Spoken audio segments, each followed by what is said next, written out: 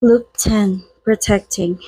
I was discharged from the hospital the next morning, and I was threatened by saying that if I showed up at work today, he would burn my research. This made me need to request a medical certificate from the professor to take 1 day's leave after leaving the hospital. As soon as my body got enough water, I felt more refreshed and clear. It made me realize that my body was probably starting to get weak for a while. Sometimes I forget that the bodies of people in their 30s are probably less strong than those in their early 20s. To not sleep often wouldn't be that good. After calling my mother to tell her that I had been discharged from the hospital, I decided to do what my heart demanded, and that was enough to put into action my plan to win over Tall's heart. Because after all, he already knew what I thought of him. I used to think that Tall would hate me. It turned out that Tall's attitude was more about fear than hatred. I did not know which was worse, but at least he still replied to my Facebook chat. Let's go eat together this evening. I want to talk about your disease, I texted him. He skimmed my messages as always. Okay. Surprisingly, this time he easily accepted my direct invitation. What I was going to do was to make Doll even more afraid by taking him to eat at the same restaurant that Fak Fang and I used to bring him to. My purpose was to get the attention of Doll. I knew why he wanted to find out why his dreams overlapped with reality with me in them. If he did not have an answer about who I was, would Doll be more interested in me than my? As soon as my car was parked in front of the shop, Doll looked at me with the same eyes he did yesterday.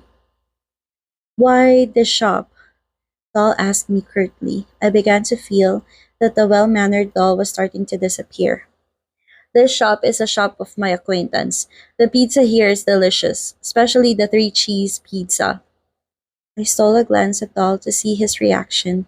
I smiled softly, confident that he had heard of this dish in his dreams.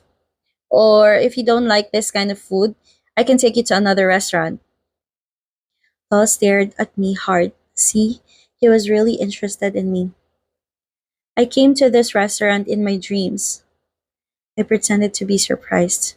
Again, I think you're probably more unusual than me. You can see the future in your dream, just like a person with six senses. Or is it called deja vu? Doll looked displeased.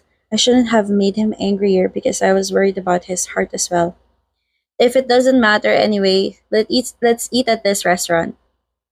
Doll didn't say anything further. He reached out to open the car door and left the car. I rushed out of the car and followed him into the shop. I hurriedly turned to look at the table where I and Doll used to eat together. Unfortunately, today that table was reserved. Doll was also looking at that table as well. Two people. A smiling male waiter led me and Tall to a table for two. I raced over to Tall to do something. When I arrived at the table, I pulled out the chair and spread my hands toward Tall. Please take a seat. He looked at me in shock and then looked left and right. The waiter gave us a smirk. After a while, Tall walked in at my invitation, but he turned around and sat on the chair I hadn't pulled out. I'm already used to this. I sat down on a chair that I pulled out for him. You can order whatever you want. He looked at the menu in his hand with seriousness. It must have been so familiar to him that he was scared. I bent down to open the bag I put on the floor and took out the sheet I had Xeroxed from my textbook. I brought you content related to your disease. There are both Thai and English versions. If you don't know what to read, just keep it for fun. It's true that the disease is incurable, but if you take good care of yourself, you'll have the same life expectancy as normal people. Are you haunted, Doll? Doll took the document from my hand to look at. Brother, yes, I replied with a wide smile. I called my mother. My mom said that she never told you about Uncle's death because of a heart attack. Doll pointed the corner of the paper at me. My smile slowly disappeared. Shit. Doll started to catch up to my lies. Huh? Maybe I knew it from my mother. Mom said she never told Aunt Can about this either. Doll interrupted and startled me. Will you tell me what all of this is about? Or will I have to tell my mother that you're having dirty thoughts about me? I almost cried when I realized how little I had known Tal in the past. Could my Tal be this vicious? You know full well that I have hidden intentions toward you, yet you still agreed to come with me like this. Does it mean that you like me as well? No way, Tal answered clearly. I came with you because I don't believe everything that happened was a coincidence. I have to find an answer. The only person who should be able to answer is you. There is nothing other than what you see. I'm just a doctor who suspects you have a heart disease from your history and symptoms. You should thank me more than trying to find what bad things I did. I finally was able to make Doll silent. He was not as good at arguing as I was. But I don't take any merit. As long as you're in the hands of a specialized doctor, I won't be worrying anymore. Doll had a look of frustration on his face, which looked cute in another way. He grabbed a glass of water to drink and said nothing. I knew he would not let this go easily. You make me feel like I'm going crazy all alone. It's not just you that's crazy. I'm also crazy, I said in a deep voice. Crazy in love. Then Tal choked on the water so bad that I had to hurry and hand him the tissues. I did not know my love confession could get into your windpipe. Tal took the paper to wipe his mouth. He looked at me wide-eyed. You're insane. If if you do this again, I will tell my mother. Oops. I smiled at Tal's reaction. Stop pretending to be shocked. You must have dreamed of seeing me flirting with you, right? Never. And I don't think anyone would dare to make a joke like that. Tal threw the tissues onto the plate. It wouldn't work even if you use it with a woman. Have you ever successfully flirted with someone? Hearing this, I frowned. Stabbing me with a knife would hurt less than saying this. I turned to look at the staff who was waiting to receive orders. He smiled as if wanted to cheer me up. I decided to stop haggling with Doll and ordered food instead. Is there any special menu today? While waiting for the food to be served, I tried to talk with Tall, who often turned back to talk about his dreams. Tall always tried to catch any signs of me lying. It forced me to stay focused all the time. I didn't want to take the risk of telling the story about what had happened to me. It did not matter how much Tall wanted to know the answer. It would be better to keep it a secret for now. I've seen something like this. A patient came to the emergency room because of fainting. Then he told me that he's been dreaming of the future lately. I reached out to pick up the last piece of pizza and put it on a plate. Saul raised an eyebrow. So, what did you do? Make an appointment for him to see a psychiatrist. In the end, the patient was stressed. I made a face as if I had realized something. I'm not saying that you're crazy, but are you interested in booking an appointment with a psychiatrist? You should be able to help with nightmares and insomnia very, very well. I'm not stressed. Saul was about to continue arguing with me, but his phone rang. Saul picked it up, looked at it, and quickly answered the call. What's up, Mai? I sat up straight as soon as I heard this name. Why did Mai call him recently? Didn't she know I was on a date with Doll? What?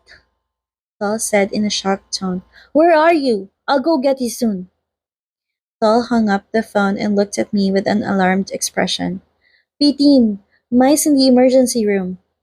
Huh? I exclaimed, equally shocked. This was new. I never knew that Mai had been to the emergency room when it wasn't my duty. What's wrong with Mai? Why did she have to go to the ER? She was physically attacked by her ex-boyfriend at the dormitory. Saul clenched his fists. Because I came out with you, so no one was there with her. Mai broke up with her ex and has been having problems with him for almost a month now. I sat stunned for a moment. Was she badly injured? I don't know. Can you please take me to her? Saul asked. Saul should be able to see how confused I am now. In my memory, Mai in the next 2 days will be beautiful and bright. Her face would be full when receiving flowers from Tall. There were no signs of any injuries on her. The only thing that could explain this was that the situation was new. Mai was attacked because Doll came out with me. I'm going to burn your research. Singh came up to point at my face and curse at me as soon as he saw me in the emergency room. I hurriedly raised my hand and pointed at Doll. Today, I'm a relative of a patient. I didn't come to work. Don't burn my work. I turned to look at Doll, who was standing beside the bed where a beautiful looking woman was lying. She grabbed Doll's sleeve and cried nonstop. How's that kid doing? She's hurt. Swollen cheeks and bruises all over the body. Nothing is broken. I'll let her go home soon. Make an appointment to see a forensic pathologist tomorrow. Singh looked at Tall. That's the boy who has HOCM, right? Is he the patient's boyfriend? Not the patient's boyfriend. I turned to look at Singh and pointed at myself. My boyfriend.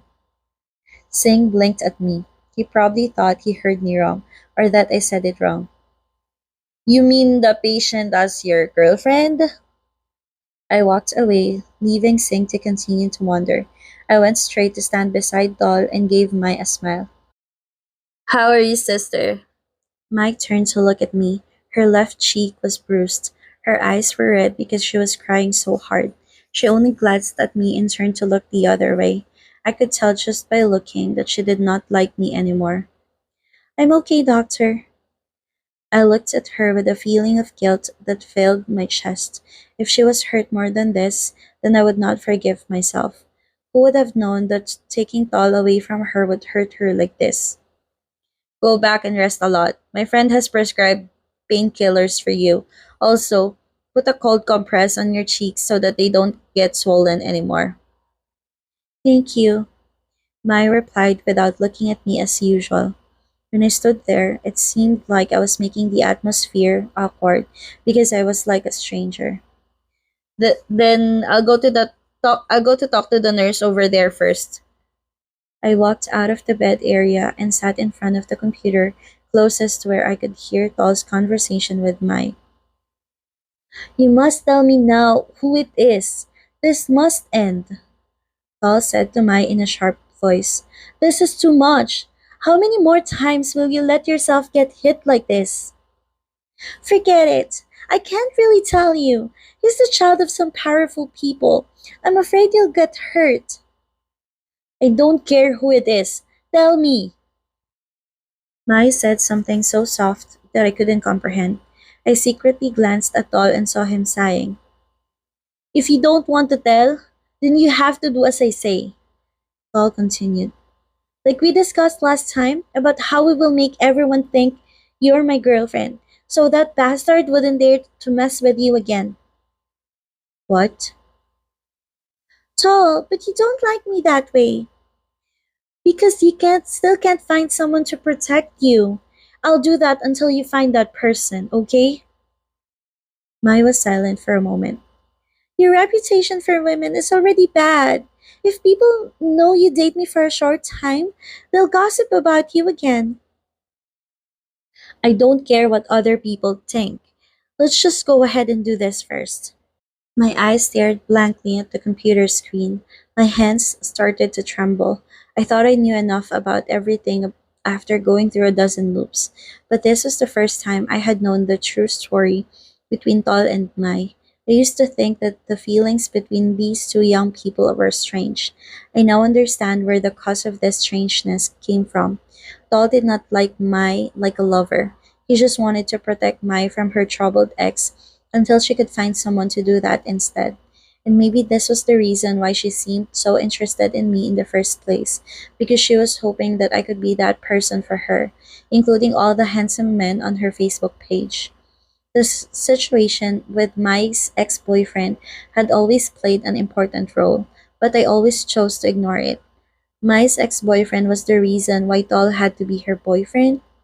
It was also the reason why Tol had to run until he had a heart attack.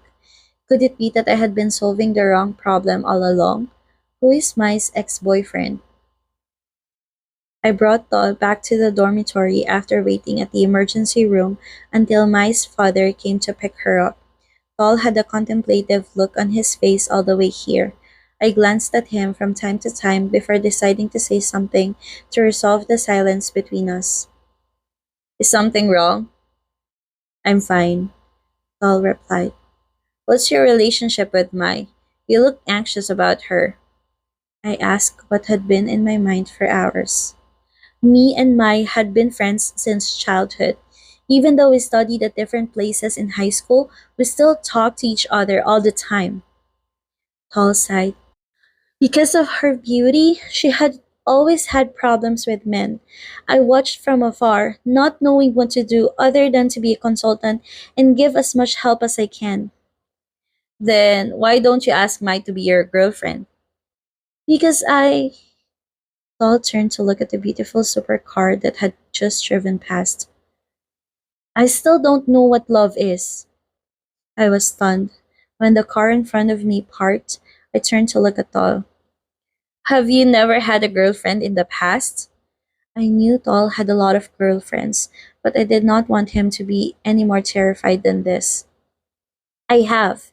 I only choose to be with beautiful people because I don't know what other reasons to look for in my partner. Tol picked up the phone and looked at it. I don't want Mai to be in the same situation she had with her previous boyfriends. I'm not a good man and I don't care about anything uninteresting. Sometimes my girlfriend becomes uninteresting. Oh, this sounded like it came out of a Korean series. What kind of cold prince was this? So, what are you interested in? Movies, games, cars, and football, he replied shortly. Are you interested in me? I immediately shot this question out. Tall looked at me. You're not giving up, are you? Are you gay? If I can like you, then probably yes. But before, I'd only been dating women. I was in a relationship with my ex for many years. Finally, we broke up. I smiled sadly. My ex girlfriend said that I acted too much like a public person. I always wasted my time helping other people until she felt like she was not important. She broke up with me because of this kind of thing. Tall stared at me. People cannot sacrifice all the time. I was taken aback by Tall's words. It was the same sentence and the same sentence that Tall used to say to me when I told him about my ex. I didn't think Tall would be the only one to say it himself again. Tall also looked stunned. Deja vu again. Tall raised his hand to massage his eyes. Okay, I can admit that I'm sick. If I want to see a psychiatrist, what day do I have to come? Can I come on the same day I have an appointment for a heart checkup? I stared at the bright streetlights. You don't have to go see a psychiatrist. He turned to look at me with a puzzled look on his face. Why? You're not abnormal. The unusual person is me. At that moment, my hands on the steering wheel began to tremble. I did not know why the atmosphere made me feel this way. Paul was about to become Mai's boyfriend, maybe even faster because Mai was physically attacked. I might have been able to stop him from having a heart attack if I had found out who Mai's ex was and lured him away from Tol that night. But I really can't stop Tol from being Mai's boyfriend, right? Even if Tol did not like Mai in that way, with the long standing intimacy, it might encourage things to change. Because as I heard, Mai seemed to be a very important woman for Tol. There was a possibility that Tol and Mai might have a good relationship. I had to sacrifice, right? What do you mean? Tol must have noticed my changing attitude. Brother, is something wrong? Nothing. I took a deep breath. I guess my body hasn't recovered yet. I'm not surprised since you just got out of the hospital and came out like this. Are you an actual doctor? Why don't you take care of yourself? Tol pointed a finger to the left. Park on the side of the road. I'll drive the car for you. It's okay. I can still drive. I tried to calm myself, just feeling like my heart was about to be broken. Find my ass. I don't want to die. Park the car now. I'll drive. Tol started to go into a bad mood, so I was forced to park on the side of the road and switch seats with him. Tol slammed the door on the driver's side shut with a loud bang. then adjusted the mirrors, and slid the seat in fluently. If you drive me home, how will you get back? I asked, turning to ask Doll who was flashing the turn signal. You come sleep at my house, he replied calmly, but his answer made my eyes look as big as a goose's egg. But I don't have a change of clothes with me. You can wear the same pants and I'll lend you a shirt. Then he hit the accelerator so hard my back sank into the seat. Brother, this was not your sports car. So I thought to myself that letting Todd drive might have a higher chance of dying than me driving myself. Tall, easy, easy, I said nervously. Come sleep at my house and answer my questions until I'm satisfied. If you do anything to me, I will go and complain to my mother. He looked at me from the corner of his eye. His face was so stern, I was terrified. Deal? How could my good little Tall turn into a devil? No, Tall was a devil from the beginning, but I chose to ignore it. I looked at my younger brother, blinking. This person surprised me every time I met him. He was someone who made me feel excited every time I was with him. My heart pounded so fast. I felt like fainting again, but I tried to stay calm. How could someone be this cute and cool at the same time? End of loop 10 protecting.